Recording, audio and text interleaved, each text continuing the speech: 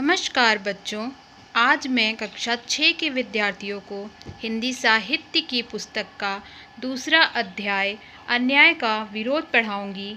इस पाठ के लेखक अतोन चेखव हैं।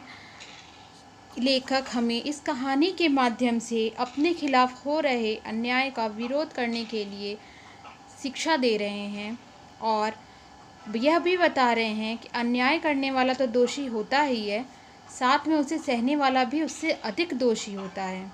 चलिए इस कहानी के माध्यम से जानते हैं। कुछ दिन पहले की बात है। मैंने अपने बच्चों की गवर्नेंस जूलिया को अपने पढ़ाई के कमरे में बुलाया और कहा, बैठो जूलिया, मैं तुम्हारी तनख्वाह का हिसाब करना चाहता हूँ। मेरे ख्याल से तुम्हें पैसों की ज़रूरत होगी और जितना मैंने तुम्हें अब तक जाना है, मुझे लगता है कि तुम अपने आप तो कभी पैसे मांगोगी नहीं, इसलिए मैं खुद ही तुम्हें पैसे देना चाह रहा हूँ। हाँ, तो बताओ तुम्हारी तनख्वाह कितनी तय हुई थी? 30 रूबल प्रति माह तय हुई थी ना?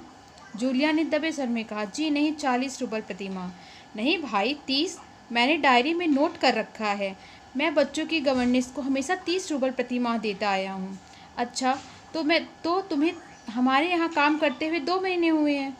जी नहीं, 2 महीने 5 दिन। क्या कह रही हो?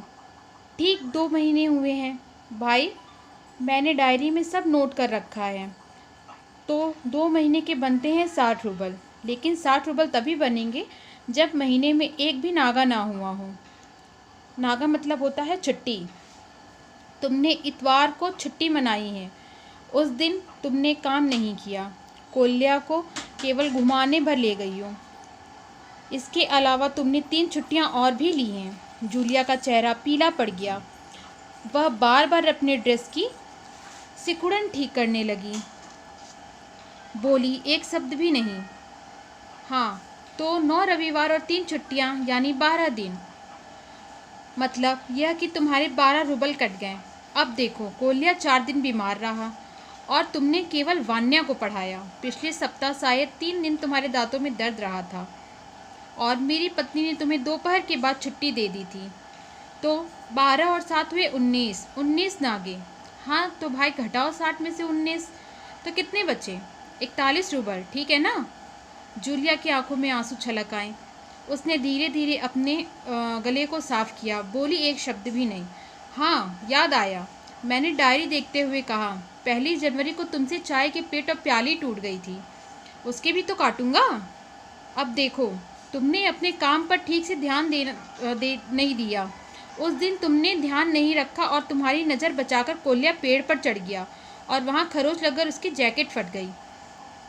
उसकी भरपाई कौन करेगा? तो 10 रूबल उसके कट गए। इस तरह तुम्हारी लापरवाही के कारण नौकरानी ने वान्या के नए जूते चुरा लिए। अब देखो भाई, तुम्हारा काम बच्चों की देखभाल करना है। इसी काम के तो तुम्हें पैसे मिलते हैं। तुम अपने काम में ढील दोगी तो पैसे तो काटने ही पड़ेंगे। मैं कुछ गलत तो नहीं कह रहा हूँ ना? तो जूते के लिए 5 रूबल और कट गए। और हाँ, 10 जनवरी को मैंने तुम्हें 10 रूबल दिए थे। बच्चों, तो इस कहानी को हमने आज आधा ही पढ़ा है। अगले वीडियो में हम इसकी पूरी कहानी पढ़ेंगे और यह बताएंगे कि लेखक ने किस प्रकार अन्याय न सहने की शिक्षा दी है। धन्यवाद।